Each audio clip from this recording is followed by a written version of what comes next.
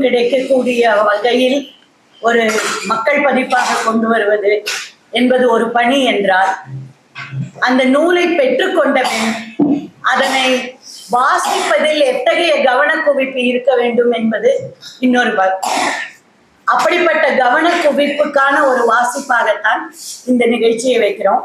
தொடர்ந்து கிட்டத்தட்ட 2010 இத்தகைய ஒரு வடிவத்தை, இதனுடைய ஆரிஜின் 80களில் ஈழத்தில் நடத்தப்பட்ட கவிதா நிகழ்வு, புதியவர்பன், வைகரேவாணன் போன்ற பலர் அதை செய்திருக்காங்க. அசோகோஷ் செய்திருக்கிறாரு. அவரிலிருந்து தொடங்கி நாங்கள் அதை வேற விட்டு விட்டு பண்ணிட்டு இருந்தோம். பட் 2010 தூக்கு தண்டனை எதிர்ப்புக்கு பிறகு எல்லாராலையும் எல்லாத்தையும் படிக்க முடியாது. அப்போ படிப்பதை எடுத்து கிட்டத்தட்ட ஒரு நாடகமாக உருவாக்குவதற்கான நேரம் இல்லாத சூழலில் அந்த கவனக்குவிப்பை மக்களிடம் கொண்டு செல்வதற்காக இத்தகைய ஒரு வாசிப்பை செய்ய நாங்கள் தொடர்ந்து செய்து வருகிறோம். காஷ்மீருடைய உறக்க பேசு, கம்யூனிஸ்ட் கட்சி அறிக்கையை சிங்காரவேலருக்கான தினத்தன்று நாங்கள் அது பொது நிகழ்ச்சியாக திருவல்லிக்கேணியில செய்திருக்கிறோம். அதனுடைய தொடர்ச்சியாக இன்றைக்கு நம் அனைவர் மத்தியிலும் நாம் எதிர்கொள்ளும் சமூகத்திற்கான சவால்களாக இருக்கக்கூடியவற்றை பற்றி 1942 எழுதப்பட்ட ஒரு நூலில் எப்படி படிக்க முடிகிறது, எப்படி காண முடிகிறது என்பதை கவனமாக கொண்டு இந்த வாசிப்பை வழங்குகிறோம். மரப்பாச்சி வழங்கும் வால்காவிலிருந்து கங்கை வரை வாசிப்பு நிகழ்வு.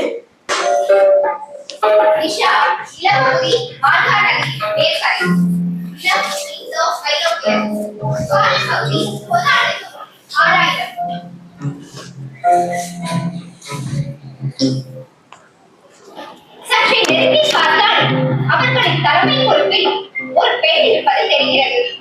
அவளுக்கு 40 50 வயதிற்குள் இருக்கும். இடகாத்திரமாக இருந்தாள். இடது கரத்தில் 4 அடி உயரம் கொண்ட கூற்று மறைப்பு ஒன்றை வைத்திருந்தாள். வலக்கையில் கூர்த்திட்டப்பட்ட தற்கொலை ஒன்றை பிடித்திருந்தாள். அவளைத் தொடர்ந்து 4 ஆண்களும் 2 பெண்களும் நடந்தனர். அதில் ஒரு ஆண் தலைமையேற்று செல்லும் பெண்ணை விட மூத்தவராக இருப்பார். மற்ற ஆண்கள் 26 வயது இளைஞர்களில் இருந்து 14 வயது சிறுவர்களாக இருக்கலாம். பெரியவருக்கு மற்றவர்கள் போல வைக்கோல் நிற நீண்ட முடி, அதே நிறத்தில் கட்டை மீசை, முகமெங்கும் பரவி இருந்தது. அவரும் அப்பெண்ணை போலவே கட்டுமஸ்தான உருவாக்கிக் கொண்டிருந்தார். கரங்களில் அவளைப் போலவே ஆயுதங்கள் ஏந்தியிருந்தார். இரு இளைஞர்களும் அவளைப் போலவே தாடி மீசையுடன் இருந்தார். வயதில் மட்டும் இளையவர்கள். பெண்களில் ஒருத்திக்கு 22 வயது, இன்னொருத்திக்கு கிட்டத்தட்ட 16 இருக்கும். புகைவாசிகளில் நாம் கண்ட பாட்டி மற்றும் பிற முகங்களை பார்த்தபோது இவர்களை கண்டதும் எந்த ஐயமும் ஏற்படாது. அந்த வயதான மூதாட்டி உருவாக்கிய மனிதர்கள் தான் இந்த ஆண்களும் பெண்களும் என்பது நிச்சயம்.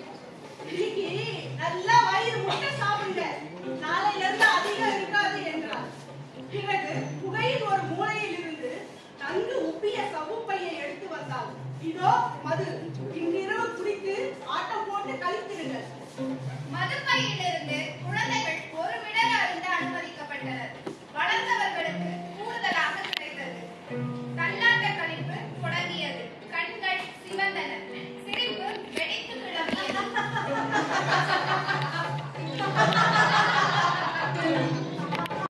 பொங்கும் இரவாக அன்றிரவு அமைந்தது. அவர்களுக்கு தலைவர் என்று அம்மா இருந்தார். ஆனால் அவளது ஆட்சி அநீதியானது அல்ல. பாட்டி வயதான மனிதர் தவிர மற்ற அனைவரும் அம்மாவின் குழந்தைகள். அம்மாவும் வயதானவரும் பாட்டியின் பிள்ளைகள். எனவே எனது உனது என்ற பேச்சுக்கே அங்கு இடமில்லை. சொந்தம் சொத்து என்பவையெல்லாம் வருவதற்கு இன்னும் பல காலம் இருந்தது. தீபா புதாண்டுக்கு முன் 3500. அவர்கள் குளம் தங்கியிருந்த குடியிருப்பு வைக்கோல் கூரை வேயப்பட்ட பெரிய குடிசை. மொத்த நிஷா குடியும் தங்குவதற்கேற்றபடி குடிசை பெரிதாக கட்டப்பட்டிருந்தது. நிஷா என்னும் பெயர் கொண்ட பழங்கால மூதாயின் வழித்தோன்றல்கள். எல்லா குடிகளும் ஒரே கூரையின் கீழ் வசித்தனர். வேட்டையாடினர். பழங்கள், தேன் ஆகியவற்றை சேகரித்தனர். குடித்தலைவி சொல்வதற்கு அனைவரும் பணிந்தனர். நிர்வாக குழுவினர் குடியை வழிநடத்தினர். வேட்டை, நடனம், காதல் செய்தல், வீடு கட்டுதல், தோலை கொண்டு ஆடை செய்தல் எல்லா பணிகளிலும் குழுவின் வழிகாட்டல் இருந்தது. நிர்வாக பணிகளில் தலைமை தாய்மார்கள் உயர் பொறுப்பில் இருந்தனர். பெரிய குடிசையின் தடுக்கப்பட்ட பகுதியில் குடியின் ஆண்கள், பெண்கள், குழந்தைகள், வயோதிகர்கள், விடலை பருவத்தினர் அனைவரும் கூடியிருந்தனர். நடுவில் பைன்மர துண்டுகள் கொண்டு நெருப்பு உருவாக்கப்பட்டு எரிந்து கொண்டிருந்தது. மேற்கூரையில் வானம் தெரியும்படி ஒரு திறந்த இடைவெளி இருந்தது. அவர்கள் குழுவாக பாடிக்கொண்டிருந்ததில் சில ஒலிகளை இனம் காண முடிந்தது.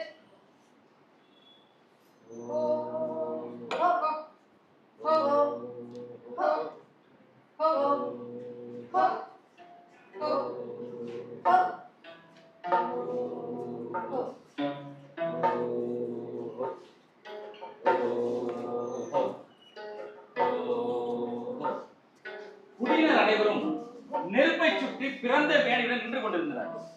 இது குளிர்காலம் அல்ல.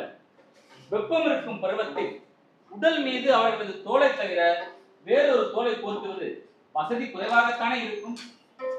பாரு, எவ்வளவு கருவிசையான உடல்கள். ஒரு தொப்பையும் பெருத்திருக்கவில்லை. தோலை மீறிய சதைப்பகுதி எதுவும் தொங்கவில்லை. இதுதான் அழகு, ஆரோக்கியம். ருகுதன், நிலப்பகுதி வட்ச நதிக்கரை, கஜகிஸ்தான். இனம் இந்தோ ஈரானியர். காலம் பொது ஆண்டுக்கு முன் 2500. ரோச்சனா ருகுத்.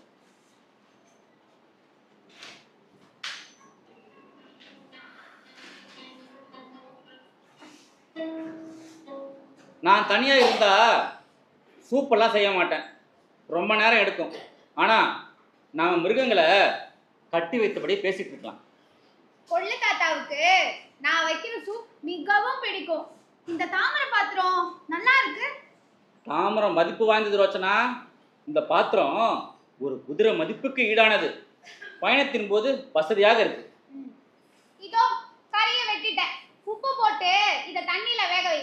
நான் போய் அங்க எரிஞ்சுக்கிட்டு இருக்க மரத்தையே எடுத்துட்டு வரேன். அப்புறம் நாம் புல் வெட்டி போட்டுட்டு கழுதைகளையும் ஆடுகளையும் இந்த இடைவெளியில கட்டணும். சிறுத்தைக்கு கன்று குட்டியை விட கழுதை தான் ருசி. தெரியும் தானே? ஷாகி, இங்க வா. இந்த துண்டை நக்கிட்டு பாபா. குரு வேலைகளை முடித்ததும் தீயின் அருகில் வந்து அமர்ந்தான். தன் மூட்டையில் இருந்து ஒரு தோளால் சுற்றப்பட்ட அழகான மரத்தொகையும் மதுப்பையையும் எடுத்தான். அப்போது ஒரு புல்லாங்குழல் வெளியே விழுந்தது. புருகுத் பதறி போய் அதை எடுத்து தன் துணியில் துடைத்து தோல் உறைக்குள் வைத்தான். கைக்குழந்தை தவறி விழுந்தால் தாய் அதற்கு ஊறு ஏற்படும் என்று பதைப்பதை போல் இருந்தது அவன் செயல். ரோச்னா இதை கவனித்தாள். ருகுத், நீ புல்லாங்குழல் வாசிப்பாயா? ரோஷ்னா, இது என் உயிர். என் வாழ்வு இதோடு ஒன்றி இருப்பதாக நான் உணர்றேன். கொஞ்சம் வாசி, கேக்குறேன். இப்பவா சாப்பிட்ட அப்புறமா? இப்ப கொஞ்சம் வாசியேன். சரி.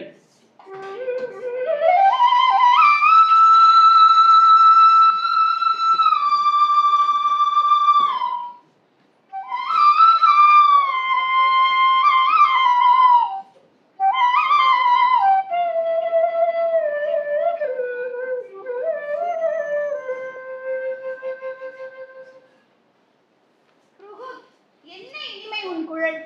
அப்படி ஒரு லயம். நான் இதுவரை இந்த மாதிரி வாசிப்பை கேட்டதே இல்லை. அப்பப்பா, எப்படிப்பட்ட பாட்டு, இசை. நிறைய பேர் சொல்றாங்க ரோஷ்மா, குழலை எடுத்து உதட்டில் வச்சதும் எல்லாம் மறந்து போகுது. என்ன நடக்குதுன்னே புரியல. என் புல்லாங்குழல் என்கிட்ட இருக்கிற வர இந்த உலகில் எனக்கு வேற எதுவுமே தேவையில்லை. ரூதான் நிலப்பகுதி மேல்ஸ்வாரம். இனம் இந்தோ ஆரியர். காலம் பொது ஆண்டுக்கு முன் 2000. ரூதான் புதிய வகை செந்திர கொடிகளை தன் வீட்டில் தொங்க வைத்திருந்தான். அண்டை வீட்டு சுமேதன் வியர்ந்து அதனை தொட்டு பார்த்தான். நண்பா ப்ரூ, இந்த கொடிகள் வழவழவென்று மிருதுவாக இருக்கின்றனவே. இம்மாதிரி துணிகள் இங்கு நெய்யப்படுவதில்லையே. இத்தனை மிருதுவான ரோமங்கள் கொண்ட ஆடுகள் வேறு வகையாக இருக்க வேண்டும் இல்ல? சுமேர், இது ஆட்டு ரோமத்தால் நெய்யப்பட்டதல்ல. அப்போ இது மரத்தில் விளையும் ரோமம். நமது ஆடுகளிடம் ரோமம் இருப்பது போல காட்டில் உள்ள மரத்துக்கு இது முளைக்கிறது. அப்படித்தான் நான் கேள்விப்பட்டேன். இதுவரை அந்த மரத்தை நான் காணவில்லை. மரங்களில் ரோமம் விளைவது எத்தனை மகிழ்ச்சியானது. இங்கும் அம்மரங்களை வளர்க்க முடியாதா என்றபடி தக்களியை தன் தொடையில் உருட்டி ரோமத்தை நூலாக நூற்க தொடங்கினான். தெரியல, அந்த மரம் வளர எத்தனை வெப்பம் அல்லது குளிர் தேவை எனக்கு தெரியாதே. ஆனா அவங்களுக்கு இறைச்சி ஒன்றும் மரத்துல காய்க்கிறதுல சும்மே. ரோமம் காய்க்கும் மரம் உள்ள நிலம் இருக்குன்னா மாமிசம் காய்க்கும் மரம் எங்கேயாவது இருக்கலாம். சரி, இந்த துணி எத்தனை விலை? கம்பளியை விட குறைவுதான், ஆனா அந்த அளவு உழைக்காது. எங்க வாங்கின? அசுரர்களிடமிருந்து. இங்கிருந்து 50 கோஷம் தூரத்தில் அவர்களோட நாடு இருக்கு. இந்த துணியால செய்த ஆடைகள் தான் அவங்க அணியிறாங்க. இவ்வளவு மலிவாக இருந்தால் நாமும் இதையே அணியலாமே. இது குளிர்காலத்துக்கு சரிப்படாது. அப்படின்னா அவங்க மட்டும் எப்படி இதை போடுறாங்க? அவங்களுக்கு குளிர் குறைவு, அங்க பனி பெய்யறது இல்ல. நீயே எப்போ வியாபாரத்துக்கு தெற்கு பகுதிக்கு போற? கிழக்கு, மேற்கு, வடக்கு பகுதிகளுக்கு போக மாட்டேங்கிற? தெற்குல நல்ல லாபம் கிடைக்குது, நிறைய விதவிதமான பொருட்கள் வாங்கலாம். ஆனா வெப்பம் தான் தாங்காது. ஒரு மிடர் தண்ணீருக்கு நாக்கு தவிக்கும். யூதான், அந்த மக்கள் எப்படிப்பட்டவங்க? குள்ளமா மாநிலத்துல அழகா இருக்க மாட்டாங்க. மூக்கு வெளியில தெரியாம அமுகி தட்டையா இருக்கும். அங்கிரா நிலப்பகுதி காந்தாரம் தட்சசீலம். இனம் இந்தோ ஆரியர். காலம் பொதாண்டுக்கு முன் 1800. அசுரர்கள் ஆண் பெண் குறிகளை வழிபடும் இந்த பூசை பற்றி கேள்விப்பட்டிருப்பாய். அதற்காக அவற்றை கும்பிடுவது, களிமண், கல் ஆகியவற்றால் அந்த உருவங்களை செய்து வழிபடுவது, அது எவ்வளவு அறிவீனம்! அதுல என்ன ஐயா? ஆரியர்கள் அவரிடமிருந்து கற்றுக்கொள்ள வேண்டியது நிறைய. அப்போதுதான் அம்மாதிரியான நகரங்களை உருவாக்க முடியும். நமது பழங்கால ஆரியர் நிலத்தில் அவர்களது கடைகள், தாமரை பூக்கும் தடாகங்கள், மெலிதுயரும் கட்டடங்கள், அகன்ற வீதிகள் போன்றவற்றை பார்க்க முடியாது. சரி, கடல் பற்றி கேள்விப்பட்டிருக்கிறாயா? கடல்ன்ற பேர் மட்டும் தான் நான் கேள்விப்பட்டிருக்கேன்.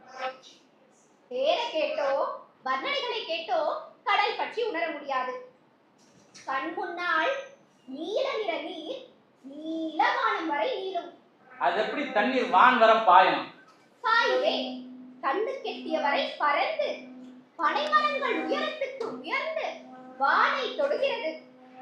எல்லையற்ற கடலில் அச்சமின்றி பெரும் படகுகளில் பல மாதங்கள் ஆண்டுகள் பயணம் மேற்கொண்டு கடலில் இருந்து பலவித உயரிய ரத்தினங்களை கொண்டு வருகிறார்கள் அசுரர்கள்.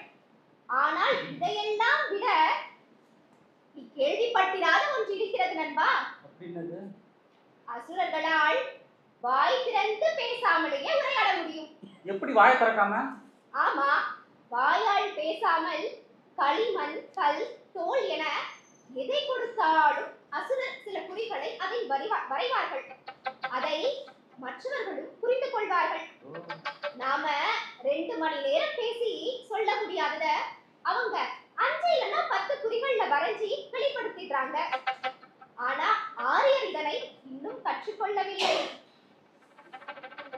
பிரபாகரன் பொது ஆண்டுக்கு முன் 700. கலாக்காய் மனம் நிறைக்கும் பசுமையான காடுகள் ஒரு புறம், பறவைகளின் ஒலிகள் இன்னொரு புறம், கங்கை அலைகள் ஓடும் ஓசை, பசுக்களுக்கிடையே உருமலுடன் உலாவும் காளைகள், ஆயிரக்கணக்கான கருப்பு பழுப்பு நிற பசுக்கள் கங்கை கரையில் மேயும் ஓசை. இம்மாதிரி காட்சிகளில் அவ்வப்போது மனதை லைக்க விட வேண்டும்.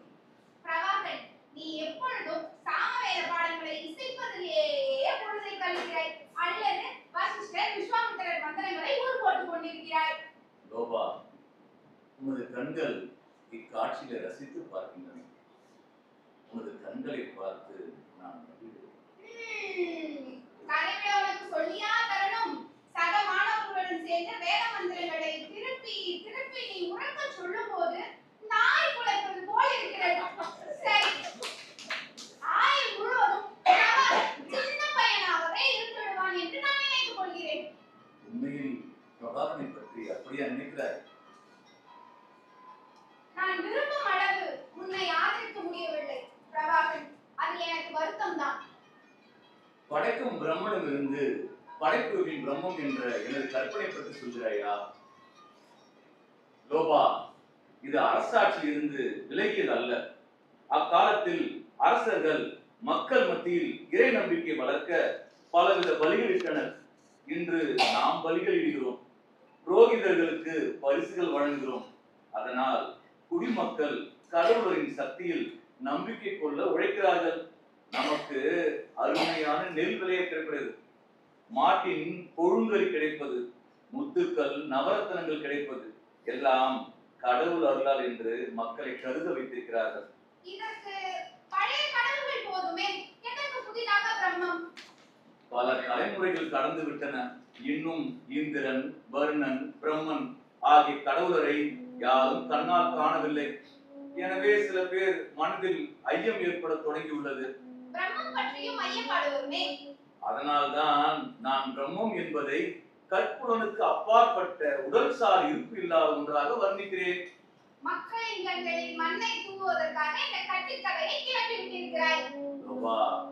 உன்னிடம் இருந்து நான் எதையாவது மறைக்க முடியுமா? உனக்கு என்னை நன்றாக தெரியும். அதிகாரத்தை நம் கையில் தக்க வைத்துக் கொள்ள வேண்டும் என்றால் ஐயங்கள் பரப்புவர்களின் தர்க்கங்களுக்கு சில கட்டுப்பாடுகள் விதிக்க வேண்டும்.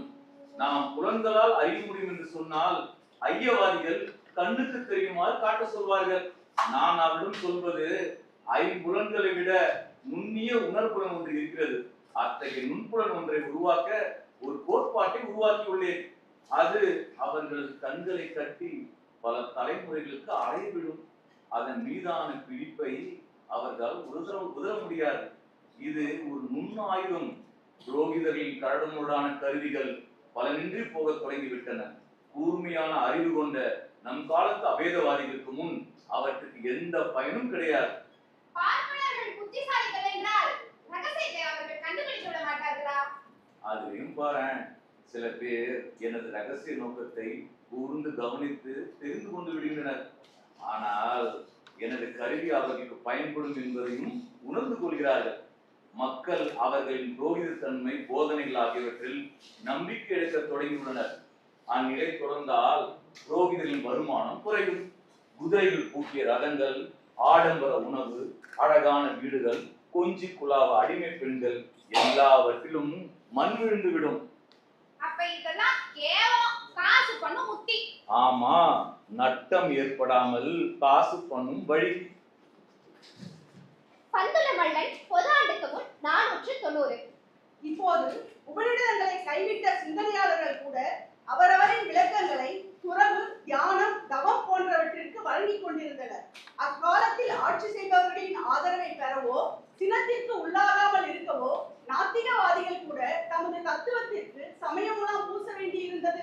கலப்படம் இல்லாத நாத்திகம் பேசி இருந்தால் ஸ்ராவஸ்தி, சாகேதம், கோசாம்பி, தலைநகர் பத்ரிகா போன்ற நகரங்களின் வணிக இளவரசர்கள் தமது பணப்பையை கௌதமருக்கு திறந்திருக்க மாட்டார்கள். நிலவுடைமையாளர்களான பார்ப்பனர்களும் சத்திரியர்களும் அவர் காலடியில் சிரம் தாழ்த்தி மண்டியிட்டு இருக்க மாட்டார்கள். பிரபா, பொதாண்டுக்கு முன் 50. மதிய வேளைகளில் கொடிவீடு அருகில் இளைஞர் கூட்டம் குழுமும். அன்றைய தினம் அனைவரும் அமைதியாக கொடிவீட்டின் உள்ளிருந்து வரும் ஒளியை கேட்ட வண்ணம் நின்று கொண்டிருந்தனர். உள்ளே கல்பாவிய தரையில் அமர்ந்தபடி இளைஞன் ஒருவன் இருந்தான். மிருதுவான மெல்லிய பட்டாடை அணிந்திருந்த அவனது தலைமுடி உச்சியில் இழுத்து கட்டப்பட்டிருந்தது. அவனது கரங்களில் மகரையால் தவழ்ந்தது. அவனது விரல்களில் இருந்து இசைமடை பொழிந்தது. அதனுடன் இணைந்து அவன் பாடவும் செய்தான். அவன் வேறு யாரோ எழுதிய பாடலை இசைக்கவில்லை, அவனே எழுதியதை பாடினான்.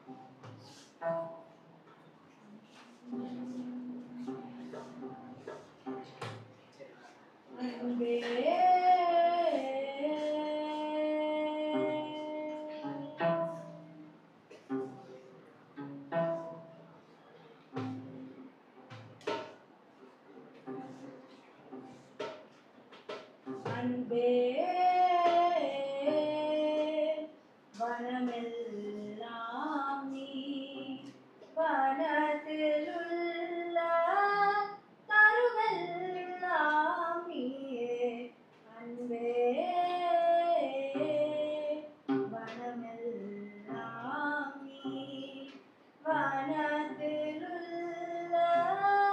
தருவெல்லாம் நீயே.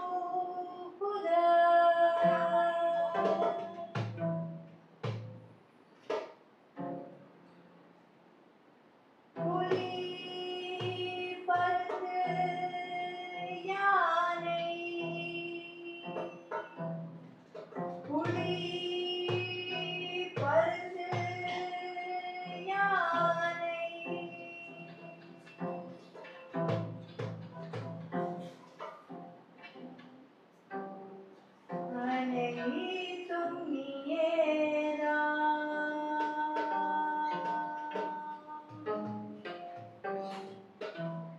அனைத்தும் நீயேதான், எங்கும் எதிலும் கலந்திருப்பவள் நீயேதான். அன்பே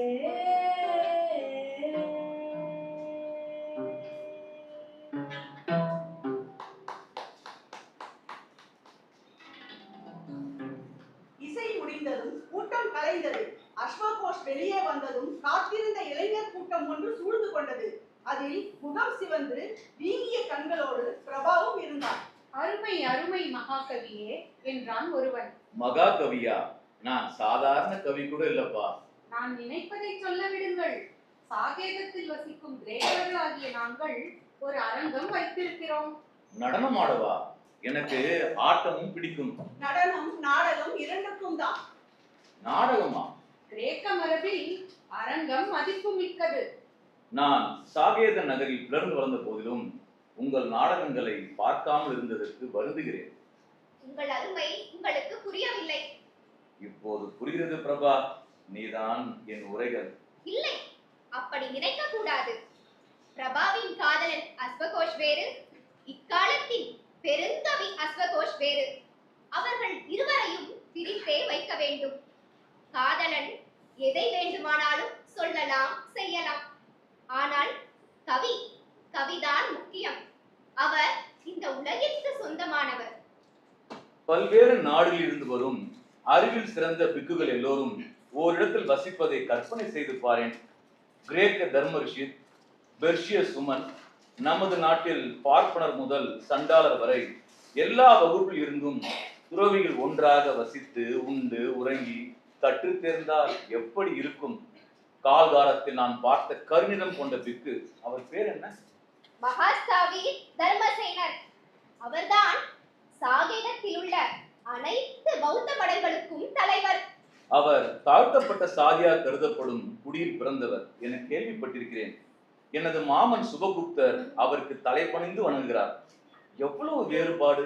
பெரும் செல்வம் மிக்க பார்ப்பன குடும்பத்தை சேர்ந்தவர் எங்கே? தர்மசேனர் எங்கே? தர்மசேனர் மிகுந்த ஞானம் மிக்கவர். பார்ப்பனர் பார்வையிலிருந்து சொல்கிறேன் பிரபா. அவர்களிடம் அதிகாரம் இருந்தால் அவர்கள் தர்மசேனர் போன்றவரை பொருட்படுத்தி இருப்பார்களா? மதிப்புடன் வணங்கிதான் இருப்பார்களா? புத்தர் பௌத்த சங்கம் ஒரு கடல் என்பார். கடலில் கலக்கும் ஆறுகள் தத்தம் அடையாளங்களை இழப்பது போல அனைவரும் கடலின் பகுதியாக ஆகிவிடுவர். பௌத்தம் தத்துவார்த்த சமயம்தான். ஆனால் தத்துவம் என்பது தெப்பம் போல அக்கறைக்கு செல்ல உதவுவது. தலையில் சுமந்து கொண்டு தெரியக்கூடாது. புத்தர் கூறி, தெப்பம் என்றால் மக்கள் ஒரு ஆற்றுக்கரையில் வந்து அங்கு படகு எதுவும் இல்லை என்றால் அக்கறைக்கு செல்ல தமக்கான தெப்பம் ஒன்றை உருவாக்குவார்கள். அக்கறை சேர்ந்தவுடன் தெப்பத்தின் கட்டையை பிரித்து தலையில் சுமப்பதில்லை. அதற்காக தனியே நன்றி சொல்வதும் இல்லை. தான் உருவாக்கிய மதம் பற்றியே ஒருவர் இப்படி சொன்னால் நிச்சயம் அவர் அதன் அடிப்படை உண்மையை, அதன் வலிமையை கணித்திருப்பார். தவ தலைவரே, பௌத்த தத்துவத்தை நான் புரிந்து கொள்வதற்கு தேவையானவற்றை தயவு கூர்ந்து தெரிவிங்கள். ஆத்ம மறுப்பு மகனே. பார்ப்பனர்கள் ஆத்மா அழிவற்றது, நிலையானது என்று நம்புகிறார்கள். பௌத்தத்தில் நிலையானது என்று எதுவும் இல்லை. எனவே ஆத்மாவை புறம் தள்ளி அனைத்தையும் நிலையற்றதாக காண்கிறது. இக்கணத்தில் இருப்பது அடுத்த கணம் அழிந்து விடலாம். இது ஒன்று போதும் ஞானியே. ஆத்ம மறுப்பை சொல்லும் இந்த மதத்தை மிதவை தெப்பம் போன்று உருவாக்கிய புத்தருக்கு எனது வந்தனங்கள். எனது தேடலுக்கு விடை கிடைத்து விட்டது. புத்தரின் வாக்கை மக்கள் பின்தொடர்ந்தால் உலகம் வேறு மாதிரி இருக்கும். சுவர்ண யௌதேயன், பொதாண்டு 420. ரஞ்சித் தேவர் விருந்தோம்பல்ல மிகச் சிறந்தவர். அவர் வீட்டு சமையலறையில தினமும் 2000 கண்டுகள் வெட்டப்பட்டு சமையல் நடக்கும். அவற்றின் தோள்கள் அடுக்கி வைக்கப்படும். அவற்றில் இருந்து சொட்டும் ரத்த துளிகள் ஒரு ஆறாக மாறி அதனால் அது சர்மானவதி எனப்பட்டது. பழம் நூல்களில் இது சொல்லப்பட்டுள்ளதா? ஆமா, இது மகாபாரதத்தில் எழுதப்பட்டுள்ளது. 5ஆம் வேதம் என்னும் மகாபாரதம் மாட்டுக்கறி பற்றி பேசுகிறதா? ரந்தித்தேவரின் விருந்தினர்களுக்காக மாட்டிறைச்சி சமைக்க 2000 சமையல்காரர்கள் இருந்தனர். இருந்தும் பார்ப்பன விருந்தினர்களின் எண்ணிக்கை பெருகிக் கொண்டே இருந்தது. என்ன சொல்கிறாய் அப்பா நீ? பார்ப்பனர்கள் மாட்டிறைச்சி சாப்பிட்டார்களா? 5ஆம் வேதமான மகாபாரதம் பொய் சொல்லுமா? உலகம் எப்படி மாறிவிட்டது? உலகம் மாறிக்கொண்டேதான் இருக்கிறது. ஆனால் உண்மையான பார்ப்பனர் என சொல்லிக் கொள்ளும் அந்த மனிதர்கள் எல்லாரது கண்ணிலும் மண்ணை தூவி விடுகிறார்கள். பாபா நூர்தீன் காலம் பொது ஆண்டு 1300. இந்தியா இனியும் நமது கறவை மாடு அல்ல. நாம் கோராட்சியின் அடிமைகள் இல்லை. நாம் இந்தியாவின் ஆட்சியாளர்களான கில்ஜிகள். ஆமாம் அரசே, முதலில் ஒன்றை முடிவு செய்ய வேண்டும். நாமும் இந்தியர்களாகி இந்திய அரசர்களாக இங்கே தங்க போகிறோமா, அல்லது கஜினிகோரில் இருந்து வந்து கொள்ளையடித்த முத்து வைரங்களை ஒட்டகம் கழுதைகள் மீதேற்றி அனுப்பி வைப்பவர்களாக இருக்க போகிறோமா? அரசரே, நாம் இந்தியாவில் தங்குவதற்கான காலம் வந்துவிட்டது. நமது வேர்கள் கோராட்சியின் அடிமை குலத்தில் அல்ல, டெல்லியில் இருக்கிறது. வேறு வழி இல்லை. முஸ்லிம்களின் வலிமை இந்த நாட்டில் வேரூன்ற வேண்டும் என்றால் எப்படியாவது பொதுமக்களை தன்னிறைவாகவும் மகிழ்ச்சியாகவும் வைத்திருக்க வேண்டும். அதை செய்ய நாம் இந்து மதம் சார்ந்த குடிமக்களின் பழக்க வழக்கங்களை மதிக்க வேண்டும். டெல்லியில் இஸ்லாமிய விதி செல்லாது, அரச விதிகள் தான் செயல்படுத்தப்படும். இஸ்லாமை பரப்புவது முல்லாக்களின் பணி. சூஃபிகள் அதனை திறம்பட செய்கிறார்கள். சுரையா பொது ஆண்டு 1600. அக்பர் பீர்பால் நண்பர்கள்.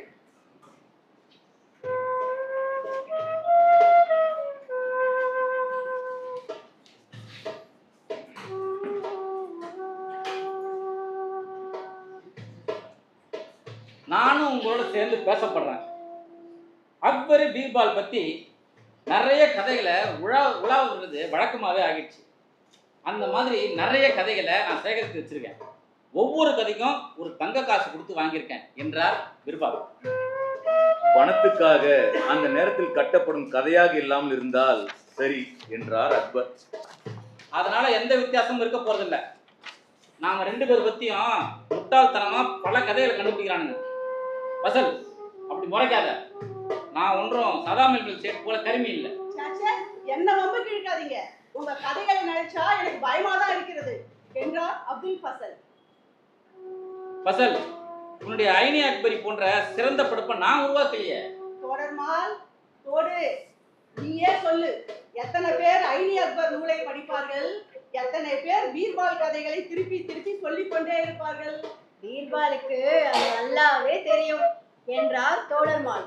சரி, நீ தங்க காசு கொடுத்து வாங்கிய கதைகளை ஒண்ணு சொல்லு. ஆனா நான் சொன்னா அந்த கதையை நானே இட்டு கட்டுறேன்னு தான் நீங்க நினைப்பீங்க. காசு கொடுத்து வாங்க நினைக்கவே மாட்டீங்க. பரவாயில்ல, நீ சொல்லாமலே எங்களுக்கு கள்ள பணமா நெசமானு தெரிஞ்சிடும். ஆமா, என் கதைன்னு சிறப்பு முத்திரை குத்திருக்கு. பரவாயில்ல, சொல்றேன், சுருக்கமா சொல்றேன், சரியா? முன்னொரு காலத்துல அக்பருக்கு இந்து மதத்துல சேர்றதுக்கு ஆசை வந்துடுச்சு. அத சொன்னதும் அவர் கவலையில ஆழ்ந்தார். யாரு? பீர்பால். பேரரசோட ஆசையை எப்படி மறுக்க முடியும்? மறுக்கலாமா? மறுக்கவும் கூடாது. ஆனா அவர் எப்படி இந்து ஆக்க முடியும்? கொஞ்ச நாள் அமைதியா இருந்தார். ஒரு நாள் சாயந்தரம் அரண்மனை அரண்மனை ஜன்னலுக்கு கிட்ட போயிட்டு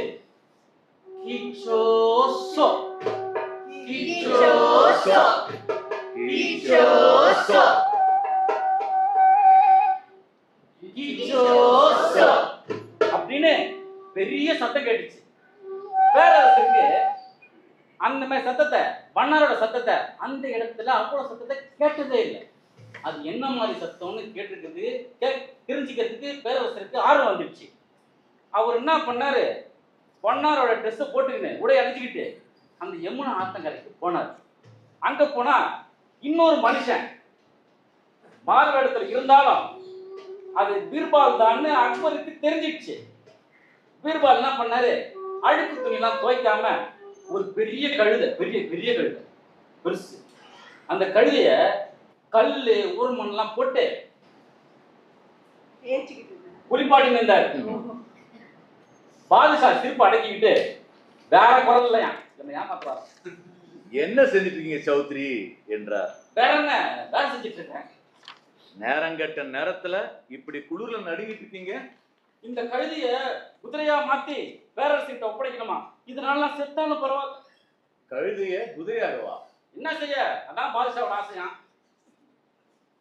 அரசர் சிரித்தபடி தன் சொந்த குரலில், போதும் வீரே, கழுதை குதிரையாக முடியாது போல ஒரு முஸ்லிம் இந்துவாக முடியாது என்பதை நான் புரிந்து கொண்டு விட்டேன். பசல், இந்த கதையை கேட்டபோது எனக்கு வருத்தமாகிவிட்டது. நமது வாழ்வின் மூப்பு காலத்தில் இதை கேட்கும்போது, ஐயோ, வாழ்நாள் முழுவதும் நாம் செய்த முயற்சிகளுக்கு இதுதான் பலனா என தோன்றுகிறது என்றார் அக்பர். ஜலால், ஒரு தலைமுறையின் பணியைத்தான் நம்மால் செய்ய முடியும்.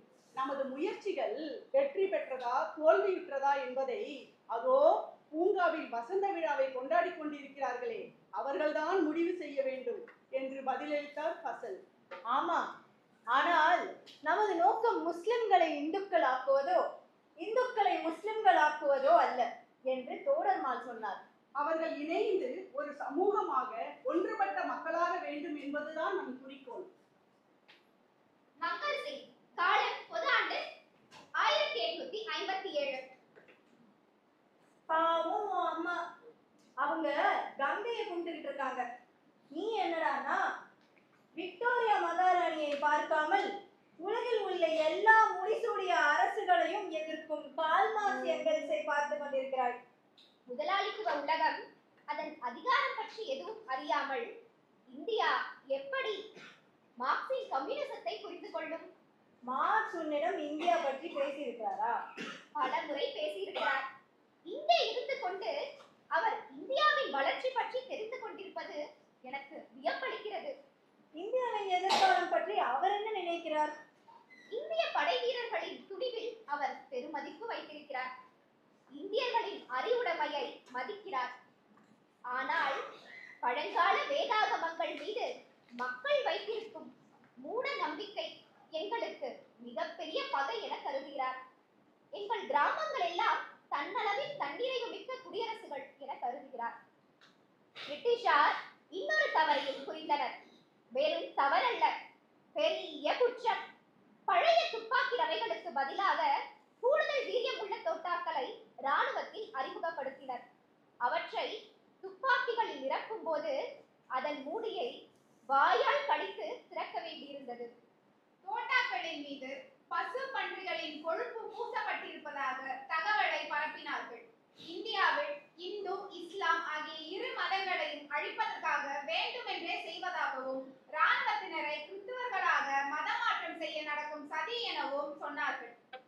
கொழுப்பு தடவிய தோட்டா, மதத்திற்கு ஆபத்து ஆகிய பேச்சுக்களால் நாம் ஆங்கிலேயருக்கு பெரும் அவப்பை உருவாக்கிவிட்டோம் என்றார் நானா. அதை மட்டும் நம்பியிருக்க முடியாது. ஆங்கிலேயர் இந்த போராட்டத்தை கழகம் என்று முத்திரை குத்தி உலகெங்கும் செய்தி பரப்புவார்கள் என்பதையும் நாம் நினைவில் கொள்ள வேண்டும். கொழுப்பு பூசிய தோட்டாக்கள் நமது வீரர்கள் உயிர் தியாகம் செய்வதற்கும் நாம் சாதாரண மக்களின் ஆதரவை பெறுவதற்கும் போதுமான காரணம் அல்ல. ஆங்கிலேயரை விரட்டிய பின் நாம் எத்தகைய அரசாங்கத்தை அமைக்கப் போகிறோம், அது எப்படி போரிட்ட வீரர்களுக்கும் அவர்கள் பிறந்து வளர்ந்த விவசாய சமூகத்திற்கும் சிறந்த வகையில் பலனளிக்கும் என்பதை புரிய வைக்க வேண்டும். சப்தர், காலம் பொது ஆண்டு 1921 முதல் 1922 வரை. சங்கர், ஒரு புதிய புரட்சிகரமான காலத்திற்குள் நாம் நுழைகிறோம். 1885 காங்கிரஸ் உருவான போது ஓய்வு பெற்ற ஆங்கிலேய அரசு அதிகாரிகள் கைப்பாவையாக தான் இருந்தது. அவர்களது கிறிஸ்துமஸ் கொண்டாட்டங்கள், மது குதுகுலங்கள் எல்லாமே போராட்டம் என முத்திரை குத்தப்பட்டது. அதை போராட்டம் என சொன்னால் இப்போது நடப்பது புரட்சி என்று சொல்வேன். திலகரின் சுயராஜ்யம் நிதிக்கு காந்திஜி கோடிக்கணக்கில் பணம் சேர்த்து விட்டார். எனவே சுயராஜ்யம் என்ற கூக்குரல் பலமாக ஒலிக்கிறது. தனி மனிதராக யாராலும் புரட்சியை கொண்டு வர முடியாது. புரட்சியின் வேகம் ஒரு உன்னத மனிதரின் வலிமையிலோ சில தலைவர்களின் உத்வேகத்திலோ மட்டுமே நடக்காது. 1857 பின் இப்போதுதான் சாதாரண ஜனங்கள் விடுதலை போரில் சேர்கிறார்கள். இந்திய வரலாறு அறிந்த மாணவனாக நீயே சொல்லு, வேற எந்த போராட்டத்திலாவது மக்கள் இப்படி பங்கெடுத்திருக்கிறார்களா? சப்தரண்ணா, நாக்பூர், கல்கத்தா நகரங்களில் நடந்த காங்கிரஸ் மாநாடுகளை பார்த்தோம். நீங்கள் குறிப்பிடுவது போல கிராமங்களில் பெருகும் உற்சாகத்தை நான் நேரடியாக கண்டுள்ளேன். வியப்பூட்டும் அனுபவம் அது. தம்பி சங்கர், நீ சொல்வது ரொம்ப சரி. இது வெறும் உள்நாட்டு நிகழ்வு அல்ல, உலகெங்கும் பெருகும் எழுச்சிகளுடன் தொடர்பு கொண்டது. எந்த யுகத்திலும் வலுவான புரட்சி வெகுஜன திரள் மூலம்தான் அரங்கேறும். கம்யூனிசம் தான் இந்தியா மற்றும் உலகத்தின் விடிவுக்கான பாதை என கருதுகிறேன். காந்தியால் புரட்சியை நடத்த முடியும் என நான் நிச்சயம் நினைக்கவில்லை சப்தர். ஆனால் மக்கள் நடத்துவார்கள் என்று நம்புகிறேன். சுமே பொதாண்டு 1942. ஜமீன்தார்கள், முதலாளிகள், அரசர்கள் அனைவரையும் பாதுகாவலர்கள் என்று அவர்தான் காந்தி. சொல்றதுக்கு என்ன பொருள்? அக்காலத்தில் எங்களை தாசர்கள், அடிமைகள் என்று அழைத்தார்கள். இப்பொழுது அரிசனர் என பெயரிட்டு உதவி செய்ய நினைக்கிறாரா? இந்துக்களுக்கு அடுத்தபடியாக எங்களுக்கு பெரும் எதிரி இந்த அரி எனப்படும் கடவுள் தான். நாங்கள் அக்கடவுளின் பிள்ளைகளாக இருப்பதை விரும்பவில்லை. புரிகிறதா? அப்போ உங்களுக்கு கடவுள் நம்பிக்கை இல்லையா? எதுக்கு நம்பணும்? அண்ணா நீங்களே சொல்லுங்க, எதுக்கு நம்பணும்? பாடிடலாமா? பாடிடுங்க. ஓகே.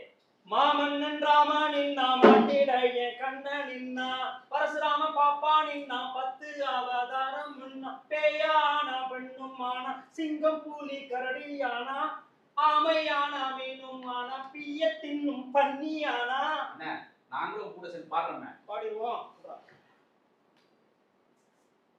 மாமன்னன் ராம நின்னா மாட்டிடைய கண்ண நின்னா மாமன்னன் ராம நின்னா மாட்டிடைய கண்ண நின்னா பரசுராமன் பாப்பா நின்னா 10 அவதாரம் முன்னா பரசுராம பாப்பா நின்னா 10 அவதாரம் முன்னா பேயானா பெண்ணும் ஆனா சிங்கம் புலி கரடியானா பேயானா பெண்ணும் ஆனா சிங்கம் புலி கரடியானா ஆமையானா மீனும் ஆனா பிய தின்னும் பன்னியானா ஆமையானா மீனும் ஆனா பிய தின்னும் பன்னியானா. ஒரு அரிசன அவதாரம் எங்கடனாயே. அப்படி போடு.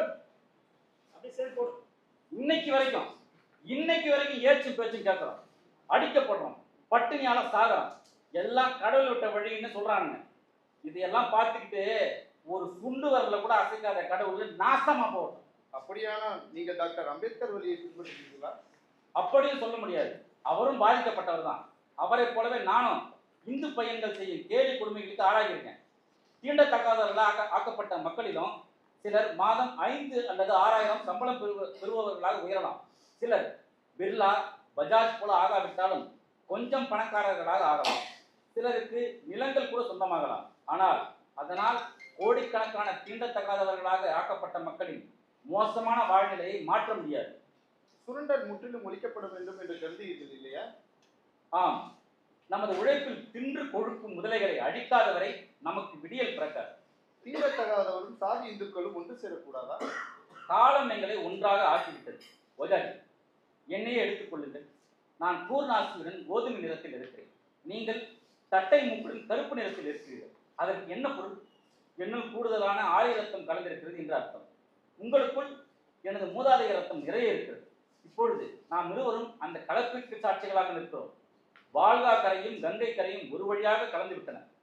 இன்று தோழி நிறத்தால் முரண்கள் இல்லை. உங்களை யாரும் பார்ப்பன சாதியிலிருந்து வெளியேற்ற மாட்டார்கள். இந்த கடவுள், மதம், கோட்பாடுகள் நம்மை இருக்க விட்டால் போதும். ஆனால் நம்மை சுரண்டுபவர்களும் அவர்களை பாதுகாக்கும் காந்திகளும் இருக்கும் வரை அது நடக்காது. சுமேர்ஜி, கம்யூனிசம் மதத்திற்கு எதிரானது. ஆனால் இந்தியா எப்போதும் மத நம்பிக்கை மிக்கது என்பதை நினைவில் கொள்ள வேண்டும். நீங்கள் மதம் என்று சொல்லும்போது இந்து மதத்தை மட்டும்தான் குறிக்கிறீர்கள்.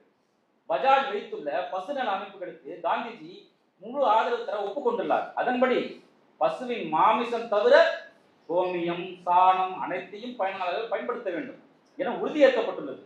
இந்தியாவில் மாட்டிறைச்சி உணவை சாப்பிடுவர்கள் எண்ணிக்கையோடு சாப்பிடாதவர் எண்ணிக்கை ஒப்பிட்டால் மாட்டிறைச்சி உண்பவர்கள் தான் அதிகம் என்பது புரியும். எனது சமூகமும் மாட்டிறைச்சி உண்ணும் சமூகம் தான். இல்லை என்றாலும் நம் நாட்டில் 4 1 பங்கினர் முஸ்லிம்கள். கிட்டத்தட்ட 1 கோடி மக்கள் கிறிஸ்தவர்கள், ஆயிரக்கணக்கானோர் பௌத்தர்கள். இவற்றையெல்லாம் மதங்கள் என கருதினால் உலகில் எங்கும் மத நம்பிக்கை இல்லாத இடமே இருக்காது. முந்தைய வைஷா இருவின் பிரபு, இப்போதைய பிரபு ஹாலிபாக்ஸ் போன்ற காந்தியின் நண்பர்கள், கிறிஸ்தவ மத ஆதரவாளர்கள், அந்த பக்தர்களும் கம்யூனிசத்தில் இருந்து ஒதுங்கி நிற்க வேண்டும் என்றுதான் போதிக்கிறார்கள். அரேபியா, துருக்கி, ஈரான், ஆப்கானிஸ்தானில் உள்ள முஸ்லிம்கள் மத நம்பிக்கை இல்லாதவர்களா? ஜப்பான் மட்டும் குறைச்சலா? அங்கு ஒரு கோவிலுக்கு தேவைப்பட்ட மரத்தை கட்ட பல்லாயிரக்கணக்கான பெண்கள் விரும்பி அளித்த தலைமுடியால் உருவாக்கப்பட்ட கயிர்களை பயன்படுத்தினார்கள். கொள்ளையடிப்பவர்கள் எப்போதும் மத நம்பிக்கையில் ஊறியவர்கள், சுரண்டலை எதிர்ப்பவர்கள் மத துரோகிகள் என்று எப்பொழுதும் குற்றம் சாட்டப்படுகிறார்கள். அந்நிய மதங்களான கிறித்துவம், இஸ்லாம், இறக்குமதி செய்யப்பட்ட ரயில்கள், தந்தி, விமானங்கள், தொழிற்சாலைகள் ஆகியவை நமது கண்முன்னரே உள்நாட்டிற்கு உரியவாக ஆகவில்லையா? கம்யூனிசம் மட்டும் அந்நியமாகவே இருக்குமா என்ன? அதுவும் நமது மண்ணுக்குரியதாக மாறும். மண்ணுக்குரியதாக மாறும். மண்ணுக்குரியதாக மாறும்.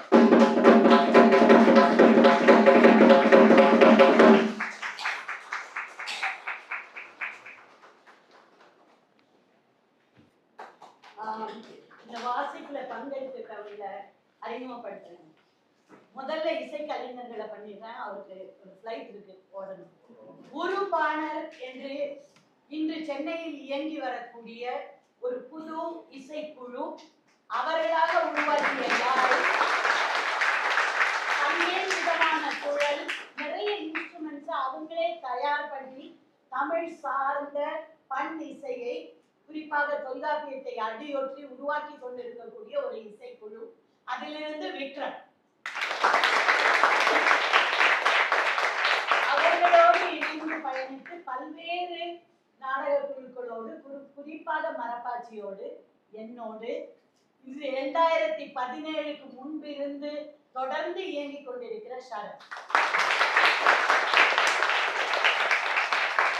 சாரதா இப்போ சமீபத்தில் வெளியிடப்பட்டிருக்கிற அலெக்சாண்டரா கொலண்டாயுடைய கட்டுரை தொகுப்புல 2 மொழிபெயர்ப்பாளர்கள் வெளியில இருக்காங்க. சாரதா,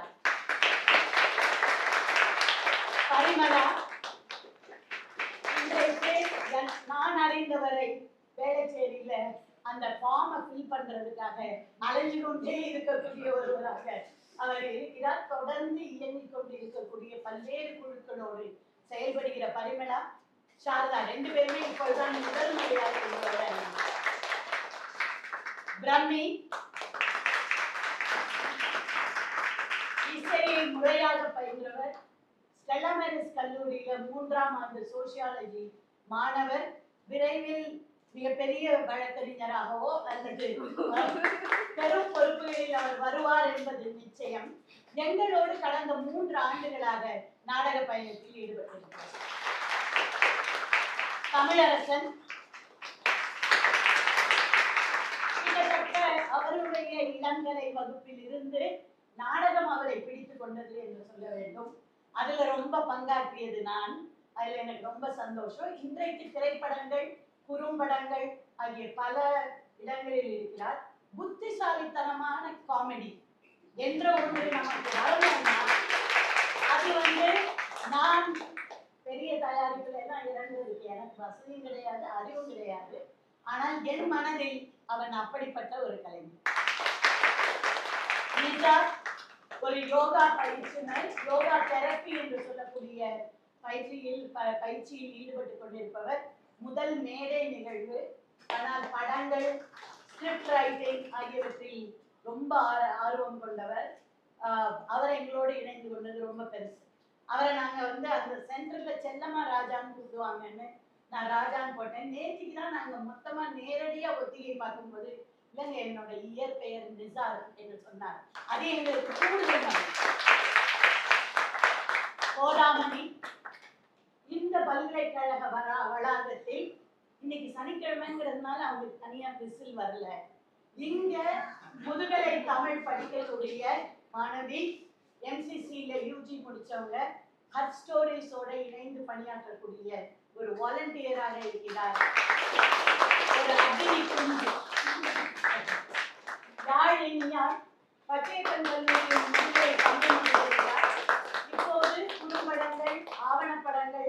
ஆகிய படங்களில் நடித்துக் கொண்டிருக்கிறார். பள்ளிகளில் மாணவர்களுக்கு அரங்க பயிற்சியை கொடுக்கக்கூடிய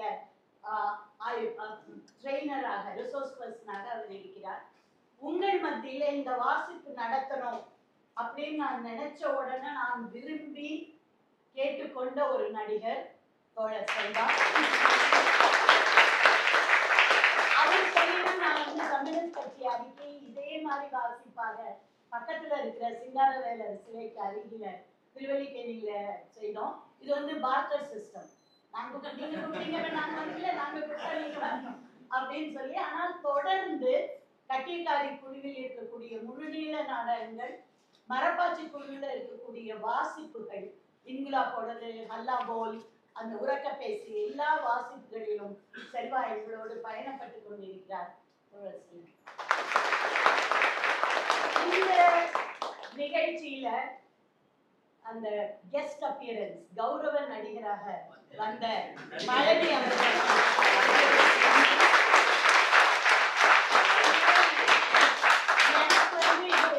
ரொம்ப மகிழ்ச்சியான தருணம். இதே வளாகத்தில் நான் ஆங்கில துறையில இருந்தேன், இவங்கெல்லாம் தமிழ் துறையில படிக்கிறவங்களா இருந்தாங்க. அரசு இங்க அப்பதான் தன்னுடைய பணியை தொடங்கி இருந்தார். 1986 பல்கலை அரங்கம் தொடங்கிய காலத்தில் இருந்து நாங்கள் ஒன்றாக இருந்திருக்கிறோம். பல இடங்களில் இன்னும் நிறைய நடிக்கணும். ராமசாமி மாதிரி நடிக்கக்கூடிய பேராசிரியர்கள்ல ஒருத்தராக இருக்க வேண்டியவர் இப்ப கொஞ்சம் கால் நோண்டிட்டு இருக்காரு. அதுக்கப்புறம் வருவாரு. இந்த நிகழ்ச்சி கூடுதல் முக்கியத்துவம் பெறுகிறது. ஏனென்றால் இன்னொரு 6 மாதத்துல அவர் ஓய்வு பெறப் போகிறார் அபிஷியலா. அந்த வகையில பழனியுடைய பல்வேறு பொறுப்புகளில் இருந்தாலும் இழக்காத ஒரு நிகழ்கலையில் அவரை இணைக்க வேண்டும் என்ற கனவு இதன் மூலம் நிறைவேறியது. இந்த நிகழ்ச்சிக்கு வாய்ப்பளித்த வாசகர் வட்டம் குழுவினருக்கு மிக்க நன்றி.